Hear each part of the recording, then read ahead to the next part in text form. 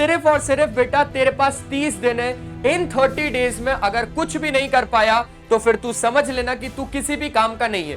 लेकिन अगर तूने 30 डेज बिल्कुल सीरियसली कर लिया ना, हर एक चीज तेरी यहां पर हो जाएगी। आपको यह भी समझना पड़ेगा बेटा, अब सीखने का टाइम नहीं बचा है, अब रिवीजन का टाइम बचा है। सिर्फ दो चीजें आप लोगों को देखनी है भाई, वही सबसे बड़ा मोटिवेशन है आपके लिए, सिर्फ आपकी मम्मी और आपके पापा। आज की इस वीडियो में जो हम लोग बात करने आए हैं वो करने आए कि सर 30 डेज के अंदर क्या पॉसिबल है 97% लाना? बिल्कुल पॉसिबल। सिर्फ और सिर्फ 30 दिन है आपके पास। इस 30 दिन में आप लोगों को डिसाइड करना है कि आपको 97% लेके आना है या फिर एक एवरेज स्टूडेंट की तरह आपको आपके परसेंटेज चाहिए। मैं आज यहां पर सिर्फ और सिर्फ ये वीडियो बनाने के लिए आया हूं ताकि आप लोगों को यह बता सकूं कि अभी जितना भी टाइम हो रहा है आप खुद सोच के देखो कि अभी आपके मम्मी और पापा क्या कर रहे हैं। सिर्फ दो चीजें आप लोगों को देखनी है भाई, वही सबसे बड़ा मोटिवेशन है आपके लिए, सिर्फ आपकी मम्मी और आपके पापा। और सिर्फ आप ये सोच के चलना कि अगर उन्होंने अपने लिए नहीं किया तो आज वो किसके लिए कर रहे हैं, वो ये सारी चीजें किसके लिए कर रहे हैं, बस इतना सोचना। दो चीजें सोचना है खुद के बारे में और दो चीजें सोचना है अपने मम्मी पापा के बारे में। दो चीजें खुद के बारे में ये कि ये काम आप क्यों करोगे और ये काम आप किस लिए करोगे, क्यों और किस लिए। आज की इस वीडियो में जो हम लोग बात करने आए हैं वो करने आए कि सर 30 डेज के अंदर क्या पॉसिबल है 97% लाना? बिल्कुल पॉसिबल है। एक ऐसी स्ट्रैटेजी लेके आया हूं जिसमें भाई अब अगर एक्सक्यूज दिया तो फिर पूरा का पूरा गेम ओवर हो जाएगा यहां पर। लेकिन अगर हम लोगों ने एक्सक्यूज नहीं दिया तो हम बढ़िया तरीके से इस प्यारे से गेम को जीत सकते हैं। सिर्फ 30 डेज और मिशन है 97%। आ जाओ, पूरा का पूरा आप लोगों को एक स्ट्रैटेजी के लिए मैं सारी चीजें समझा देता हूं। देखो, सबसे पहले तो आप लोगों को ना कुछ ट्रुथ्स को समझना होगा यार। ये आप लोग नहीं घोट पी पाओगे लेकिन फिर भी आपको बताना चाहूंगा। आप लोग भी यही चाहते हो कि सर 80% सिलेबस आज के दिन ही खत्म हो जाए, तो ये तो पॉसिबल नहीं है। हाँ, लेकिन 80% सिलेबस आज तक खत्म हो जाना चाहिए था पर नहीं हुआ। सर अब क्या करें, समझाता हूं। This is revision mode, not learning mode. आपको यह भी समझना पड़ेगा बेटा, अब सीखने का टाइम नहीं बचा है, अब रिवीजन का टाइम बचा है। पर सर अभी तो कोर्स ही कंप्लीट नहीं है। एक सेकंड रुकना। 10 घंटे पर डे ये हमारा न्यू नॉर्मल था, मतलब उस टाइम पे हमें 10 घंटे पर डे पढ़ना था। अभी कितना पढ़ना है बताता हूं। आप लोग फाइट कर रहे हो टॉप 3% स्टूडेंट्स में आने का, यही सारी चीजें आप चाहते हो आपके परसेंटेज अच्छे आए। लेकिन बेटा जो मेहनत शुरू से करनी थी वो तो हम लोगों ने करी नहीं। अब अगर हम लोग बात करें तो भाई अब हम लोग कहां पर फंसेंगे? Error hunting. समझना, 97% सिर्फ और सिर्फ हम लोगों को परसेंटेज से नहीं चाहिए, है ना। हम लोग ऐसा नहीं कि सिर्फ हम 97% के लिए पढ़ रहे हैं, पहली चीज। दूसरी चीज, ये सिर्फ और सिर्फ आप लोगों को यह ध्यान रखना है कि भाई हम लोग अपने मार्क्स को खो ना बैठे जितना हमें पता है, क्योंकि जितना हमें पता है अगर हम लोग उसमें भी मार्क्स गवा बैठे तो 97 का सपना तो छोड़ो, हमारे 67 भी नहीं आने वाले। समझ रहे हो बात को? तो सर फिर क्या करना है? हम लोगों को अब कुछ बातों को ध्यान में रखना है जो कि बहुत ज्यादा इंपॉर्टेंट है। देखो, सिर्फ और सिर्फ बेटा तेरे पास 30 दिन है। इन 30 डेज में अगर कुछ भी नहीं कर पाया तो फिर तू समझ लेना कि तू किसी भी काम का नहीं है। लेकिन अगर तूने 30 डेज बिल्कुल सीरियसली कर लिया ना, हर एक चीज तेरी यहां पर हो जाएगी। हम लाइव क्लासेस रोज लेते हैं तेरे लिए, जिसमें प्रीवियस ईयर के questions, competency based question, sample question paper और एनसीईआरटी सब कुछ तेरे को करवा रहे हैं। बस तुझे 30 दिन का प्लान यहां पर सुन के जाना है।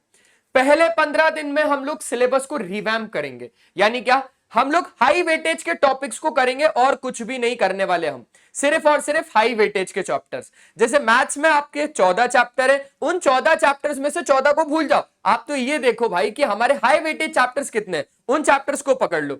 एनसीईआरटी के बैक क्वेश्चंस को करना है सिर्फ और सिर्फ अभी हमें और कुछ भी नहीं करना, ना प्रीवियस ईयर के क्वेश्चन, ना हम लोगों को सैंपल क्वेश्चन पेपर, ना प्रैक्टिस पेपर, हमें कुछ नहीं करना। हमें 15 दिन सिर्फ और सिर्फ एनसीईआरटी के बैक क्वेश्चंस को करना है, यानी एक्सरसाइजेस के question, same in science same in maths. ठीक है, सोशल का आप लोगों को पता ही होगा। आप लोगों को एक मिस्टेक रजिस्टर बनाना है और आपको यह चीज देखना है कि आप भाई क्या मिस्टेक कर रहे हो वहां पर। साथ साथ में अब हमारे 15 दिन बीत चुके हैं, अब हमारे पास बचे हैं 15 दिन। ये 15 दिन हमारा टेस्टिंग मोड होने वाला है भाई। इसके अंदर क्या होगा सर, इसमें हम लोग सबसे पहले तो एक पूरा का पूरा मॉक टेस्ट देंगे। जो 15 दिन पढ़ा इस 15 दिन में पूरा का पूरा आप लोगों का टेस्ट हो जाएगा कि भाई इस 15 दिन में क्या आप उस मॉक टेस्ट में कुछ भी मतलब थोड़ा सा पार्ट भी अटेम्प्ट कर पा रहे हो। अगर हां तो बढ़िया है, वैसे थोड़ा सा नहीं होगा, यहां पर एटलीस्ट आप लोग 80% तक तो पूरा का पूरा अटेम्प्ट कर लोगे, मुझे भरोसा है। 2 घंटे आप लोगों को एनालिसिस, ये मैंडेटरी है, ये करना ही करना है। साथ साथ में आप लोगों को फिक्स वीक एरियाज इमीडिएटली, यानी आपको यहां पर सबसे पहले ये ध्यान रखना है कि आपका वीक टॉपिक्स कौन सा है, वीक एरिया कौन सा है, आपको अब उसको स्ट्रॉन्ग करना है। समझ गए इतनी बात? तो पहले 15 दिन, बाकी के 15 दिन क्या करना है वो मैंने आप लोगों को बता दिया। ये 15 दिन हो गया, ये 10 दिन हो गया। अभी हमारे पास कितने दिन बचे? अभी हमारे पास 5 दिन बचे। ये 15 दिन का प्लान था, ये 10 दिन का प्लान था। अब 5 दिन, आखिरी 5 दिन हमें क्या करना है? तो ये हमारा फाइनल पॉलिश होगा बेटा। इसके अंदर हम लोगों को रीड 1 पेज समरीज, आप लोग 1 पेज की समरीज बनाओगे, आपको उसको पढ़ना, खुद बनाओगे ये चीज। एक ही पेज में पूरा का पूरा आप लोगों को इंपॉर्टेंट सी चीजें लिखनी है। आपको यह रिव्यू करना है कि आपने मिस्टेक रजिस्टर में जितनी भी मिस्टेक्स को लिखा था, जितने भी आपके वीक एरिया से, क्या अब वो चीजें सुधरने लगी हैं? ये चीज को एनालिसिस करना। हमें कोई भी नया का नया टॉपिक पढ़ना ही नहीं है, नहीं बिल्कुल नहीं पढ़ेंगे हम। आखिरी के 5 दिन पढ़े भाई, क्या नया टॉपिक पढ़ेंगे? बिल्कुल भी नहीं पढ़ेंगे, बिल्कुल भी नहीं पढ़ेंगे। अब किशोर सर का 3C स्ट्रैटेजी सुन के जाओ। सबसे पहले तो आपको हर एक चैप्टर को हर एक पेज के अंदर कंप्लीट करना है। उसमें भाई देखो, पूरा चैप्टर पढ़ा आपने, रियल नंबर पढ़ा या केमिकल रिएक्शन इन इक्वेशन पढ़ा, उसमें जितनी भी ऐसी चीजें हैं जो एग्जाम में आएंगी, जो इंपॉर्टेंट है, आप सबको खींच के एक पेज में बैठाने की कोशिश करो। ये जिम्मेदारी आपकी है कि आप कैसे उसको पूरे के पूरे एक पेज में बैठाओगे, ये जिम्मेदारी आपकी है। ठीक है, क्योंकि यह हमारा एक आखिरी हथियार होगा जब हम एग्जाम देने जाएंगे, उससे कुछ घंटे पहले हमारा ये वाला हथियार काम आएगा। अभी हम हथियार भी तैयार कर रहे हैं। ठीक है, दूसरा है कि आपको अब आंसर राइटिंग पे फोकस करना है। देखो बहुत सारे बच्चे ऐसे होते हैं कि सर चलो ठीक है, पढ़ लो ना सिस्टम, अभी बहुत टाइम है, पढ़ लो पढ़ लो पढ़ लो। बेटा पढ़ लो पढ़ लो पढ़ लो करके गलती कर देते हैं। हम आंसर प्रैक्टिस कब करेंगे? मतलब हम लोग जब आंसर राइटिंग करेंगे तब हम कैसे लिखेंगे सारी चीजों को? लिखना भी तो आप लोगों को आना चाहिए ना, कि कैसे अंडरलाइन करना है हर एक कीवर्ड्स को, कब हम लोगों को बुलेट पॉइंट्स यूज करना है, कब हम लोगों को किस फिगर में डायग्राम्स बनाना है। क्योंकि सर जब तक वो बोलेगा नहीं तब तक मैं डायग्राम बनाऊंगा नहीं, ऐसा नहीं है। बायोलॉजी में सबसे ज्यादा इंपॉर्टेंट होते हैं डायग्राम्स। अगर आपसे किसी क्वेश्चन में नहीं पूछा है, 5 मार्क्स का अगर वो क्वेश्चन है, तो डेफिनेटली वो डायग्राम बनाना ही पड़ेगा हमें, हार्ट का या फिर किसी भी चीज का, male reproductive system, female reproductive system, या किसी भी XYZ चीज का, फ्लावर का, आपको बनाना पड़ेगा वहां पर। अगर 5 नंबर में या 3 नंबर में भी क्वेश्चन आया है, तो अगर वो डिटेल पूछ रहा है तो डिटेल भी बतानी पड़ेगी, साथ साथ में आपको डायग्राम भी बनाना पड़ेगा। इसके बाद अब सिर्फ और सिर्फ बेटा टाइम हमारे लिए सबसे ज्यादा इंपॉर्टेंट चीज है। अब कोई भी हमारे लिए इंपॉर्टेंट नहीं है, सिर्फ और सिर्फ टाइम है। ये टाइम मैं क्यों बोल रहा हूं? क्योंकि आपके पास एग्जाम में 3 घंटे होंगे।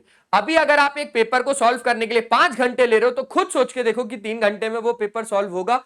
तो अब प्रैक्टिस करनी है हम लोगों को, ज्यादा से ज्यादा पेपर्स को सॉल्व करना है। कोशिश करो जितने ज्यादा पेपर्स को आप सॉल्व कर पाओ। ठीक है, हर एक प्रैक्टिस पेपर आप लोगों को टाइम सेट करना है कि मेरे को 3 घंटे नहीं, मेरे को इसको 2.5 घंटे के अंदर कंप्लीट करना है। 2.5 घंटे मान लेना, ये देखो, finish in 2.5 hours, use 30 minutes for checking. ये हमें सिस्टम पूरा का पूरा करना है बच्चों। अगर ये सारी की सारी चीजें आप लोगों ने कर ली है ना, तो मैं आपको बताता हूं कि हर एक बच्चे का अलग अलग टाइम टेबल होगा। हर एक बच्चा मैसेज करता है, सर टाइम टेबल दे दो, टाइम टेबल दे दो, टाइम टेबल दे दो। नहीं दे रहा मैं टाइम टेबल। हर एक बच्चे का अलग अलग रूटीन है। कोई सुबह पढ़ना पसंद करता है, कोई रात में पढ़ना पसंद करता है, कोई दोपहर में पढ़ना पसंद करता है, कोई पढ़ना ही पसंद नहीं करता। लेकिन अब एक आखिरी चीज है जो कि है भाई, सिर्फ और सिर्फ 10 घंटे पढ़ना है।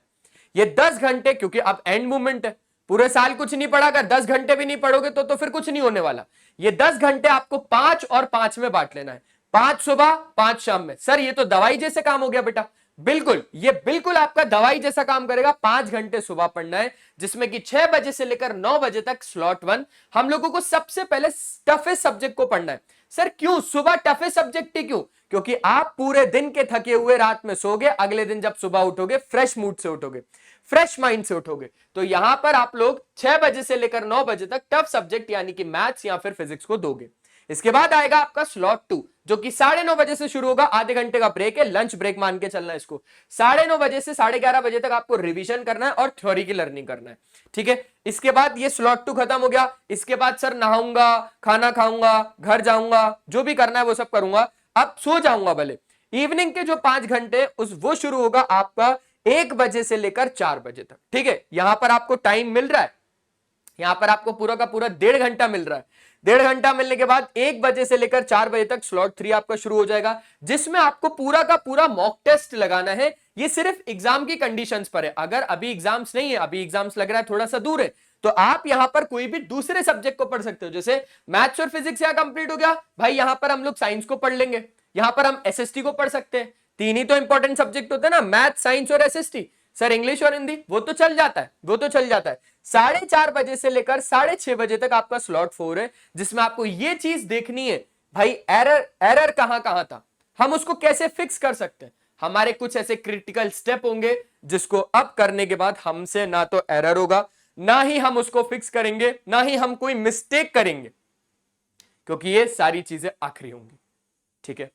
क्या ये चीज आप लोगों को समझ में आ गई? तो बस यही था, हम लोग आप लोगों के लिए टारगेट 95 सीरीज लेके आ रहे हैं एक लाइव सेशंस में। आप जल्दी से जाओ और वहां पर जाके कम्युनिटी पोस्ट पे एक्टिव रहो। साथ साथ में आप लोगों को सारी की सारी चीजें बिल्कुल फ्री ऑफ कॉस्ट मिल जाती है। हम लोग वहां पर टारगेट 95 एक सीरीज है, हम वहां पर आप लोगों को पढ़ाते हैं बिल्कुल फ्री ऑफ कॉस्ट। तो बस मिलते हैं नेक्स्ट सेशन में, नेक्स्ट वीडियो में। आप लोग मेरे को यहां पर वादा करके जरूर जाना और मेरे को बताओ कमेंट सेक्शन में कि आप कितने परसेंटेज का वादा कर रहे हो, ताकि ये एग्जाम के डेट तक, एग्जाम के रिजल्ट के डेट तक आपके साथ कमेंट साथ रहे, ठीक है। मैं चेक करूंगा हर एक बच्चे का कि कमेंट क्या आया, 97 चाहिए, 88 चाहिए, जितने भी चाहिए मेरे को कमेंट सेक्शन में जरूर बता के जाओ। चलो टाटा बाय बाय।